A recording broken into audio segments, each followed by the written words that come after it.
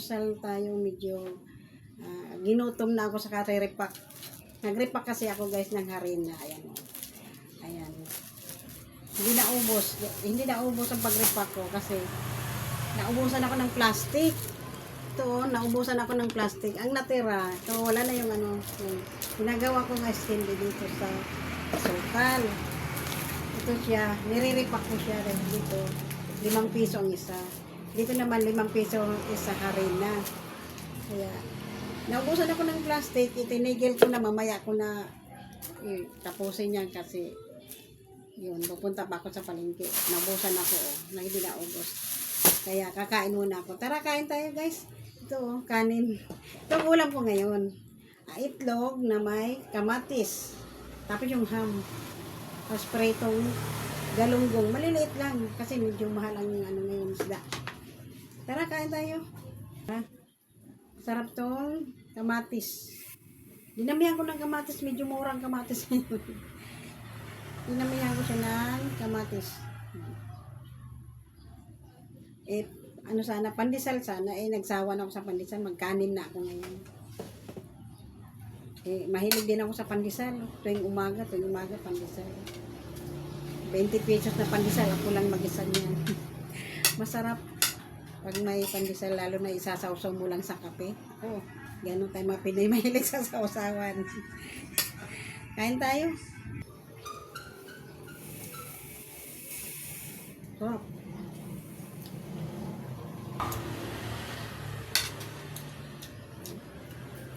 Tingnan ko kung may ketchup.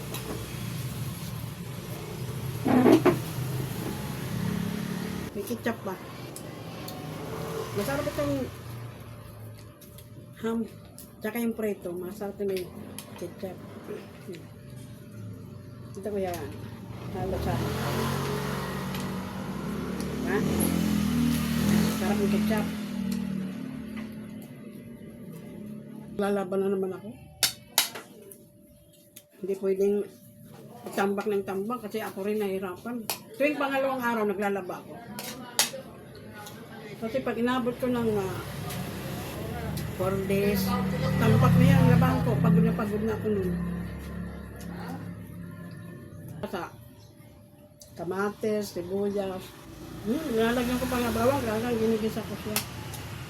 Yan lang walang sili, masarap may sili eh. Nilalagyan ko yan ng sili. Masarap may sili na medyo maangang ang itlog. Munggo.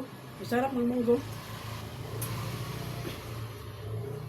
Garnish yata ngayon. Tama nila. Maganda lang munggo pag garnish. Mamaya magmumunggo ako. Punta ako palengke maya pag nagising na yung mga bata.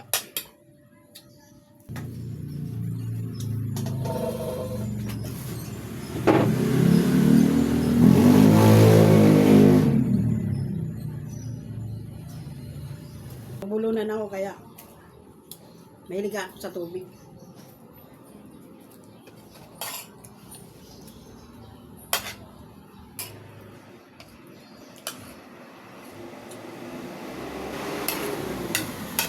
Tapos wala.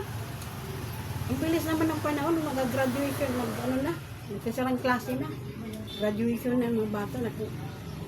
Gulat na may mga kanya-kanyang dalang mga tuga. Sabi ko, wala, ang bilis na. March pala ngayon.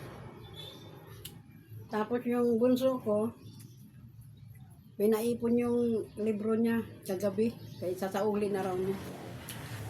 Nagagilip pa kami, nawawala yung isa. Hanapin ko pa yan mamaya. Sasauli na raw sila ng mga libro. Bali, graduating na rin yung bunso ko ngayon. Grade 10. Graduating siya ng grade 10. Tapos pagka next year, siya? Grade 11. Wala na akong elementary, wala na akong high school. Puro college, tapos grade 11, 12 ang bunso. Munggo na may chicharon, tsaka yung alugbati. Tsaka magre-repack kasi ako ngayon. Ako ng palengke.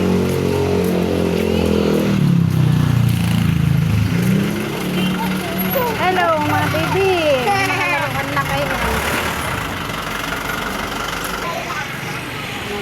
gulay.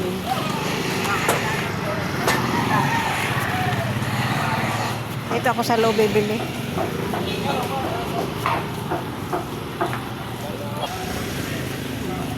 Munggo.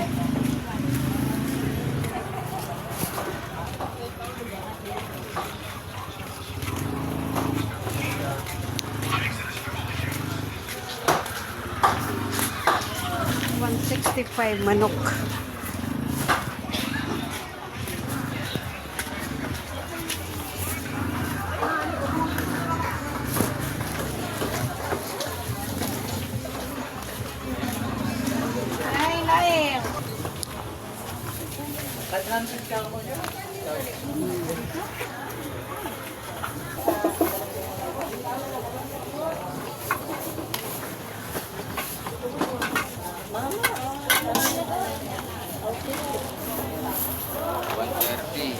Plus 2 kilong 54.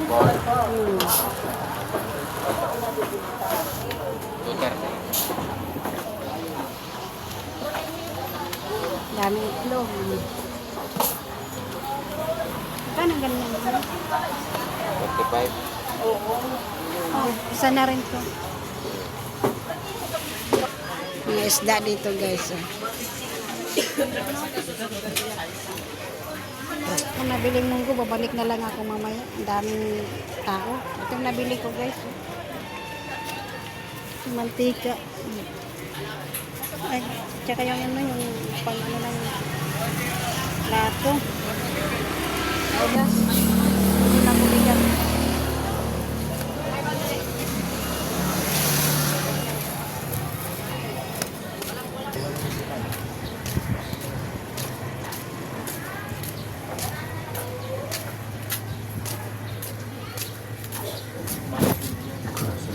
It builds the stress, uncovers it.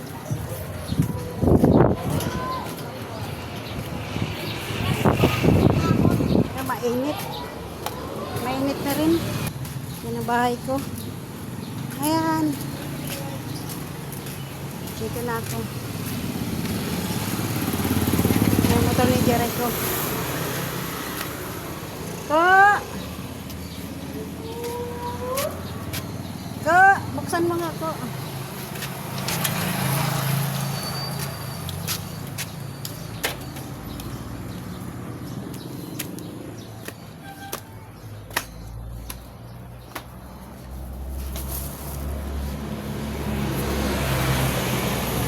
Hindi ako nakabili munggo. Babalik na lang ako.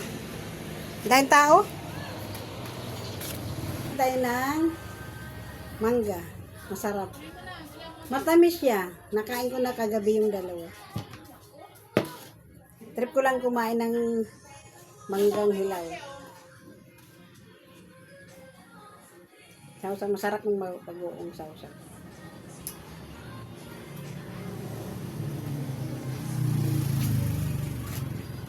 Sarap. Tamis. Sausaw. Manggang. Matamis siya. Siguro mga 2 days, hinog na ito. Ito siya, oh. Sarap. Pinaghihiwa ko lang ng ganito. Sarap. Sarap din to ulam. Ulam. Ganito lang nila. Lutuin mo. Tulong pa kasi.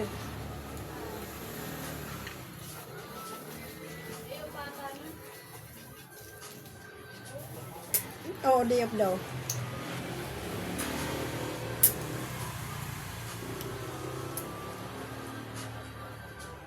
Sarap.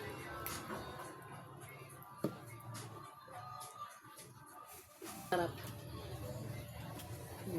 Tapos matamis pa. Ang sabi niya sa akin, City Hall.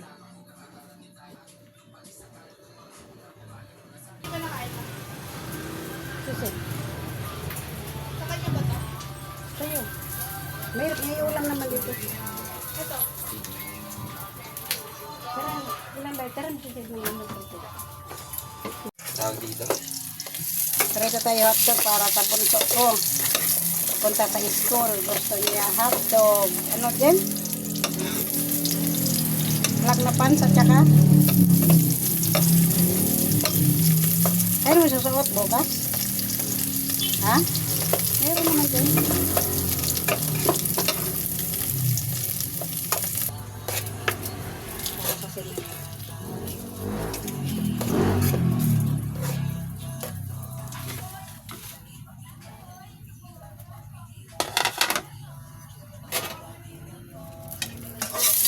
Sasangag tayo ng kanin. Gusto kasi niya na sinangag.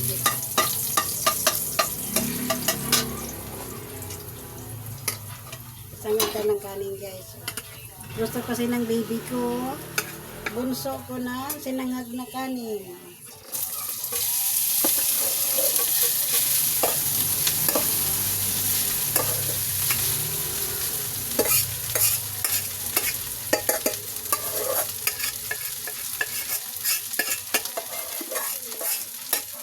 Gusto niya sinangag.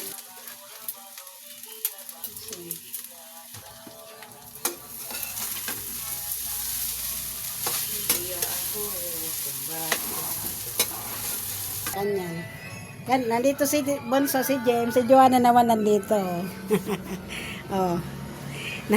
Nakain siya, nagko-computer.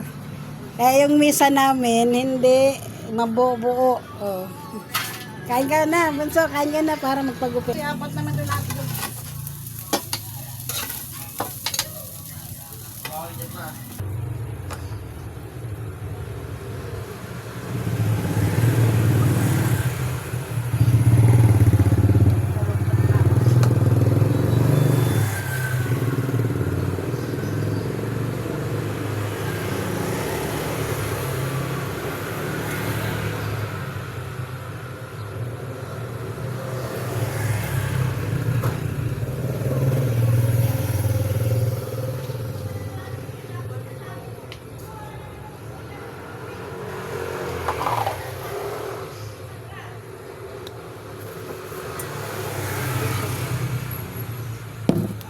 Bibenta ko na yan.